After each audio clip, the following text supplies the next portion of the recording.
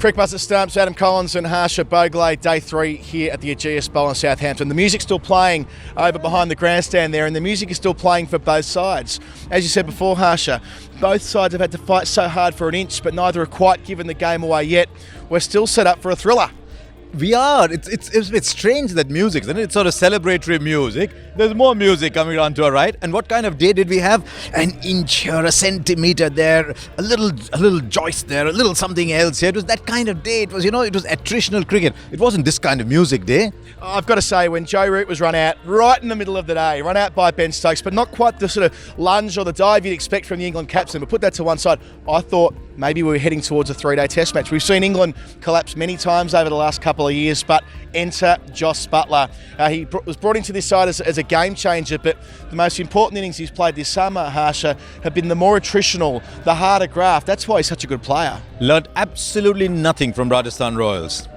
This is the guy who at Rajasthan Royals would go and open the batting and play the balls to places that you were not supposed to play, places you almost didn't know existed on a cricket ground.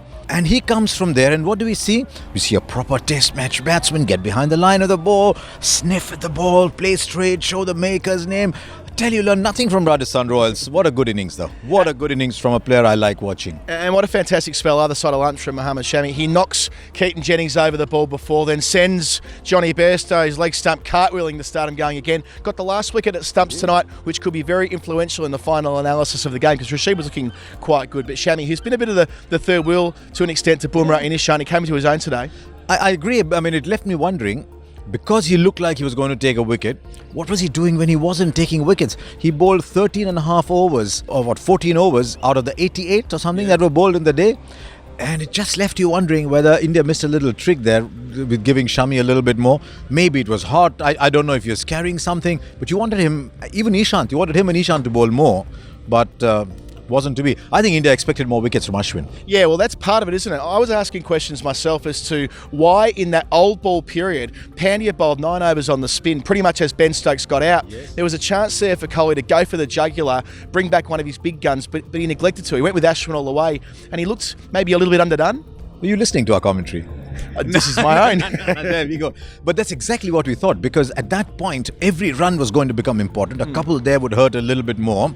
And Ishant had bowled 12 or something, I think. And Shami had bowled 11 at that point.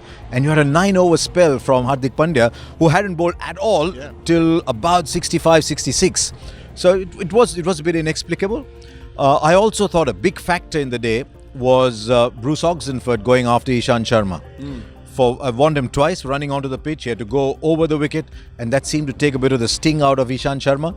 But it was one of those days. It's made it difficult for India now. Yeah, both Ishant and Bumrah did the job early, but a lot of that was offset by Sam Curran. We talked about Sam Curran a lot at Crick Buzz on Stumps throughout the course of the series, but how impressive. Every test innings he's played, he's made it to at least 20, and his batting average in test matches is higher than Joe Root's, would you believe? He's a player for the future, but he's a player for the present as well. Very much a player for the present. Is it right? I mean, were you hearing the music? Apparently the music when he comes out to bat is the theme song of Superman.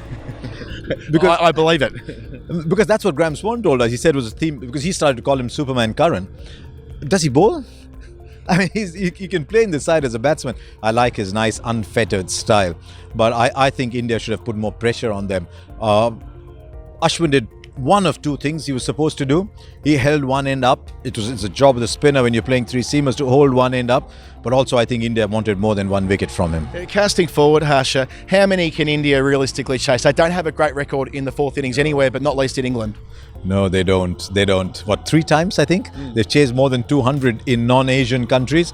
One was in 67, 68. One was in 1976. And one was in 2003. They haven't chased 200 in the fourth innings to win in England.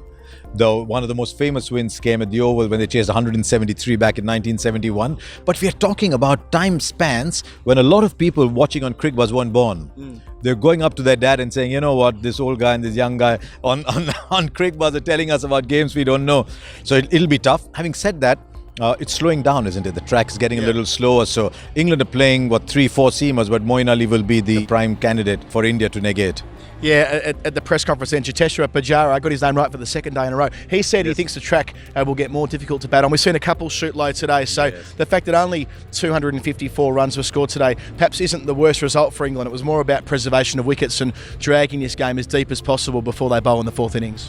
Get the marketing men out, get them to get India to win and make it 2-2 going to the over. But what it means is it's 233. Remember, there's still a couple of batsmen to bat, and Broad and Curran put together some runs in the first innings. So if India chasing 260, just say 250, 260, then it might make for a very fascinating fourth day, especially if they come into the last 20, 30 runs, 3-4 wickets in hand.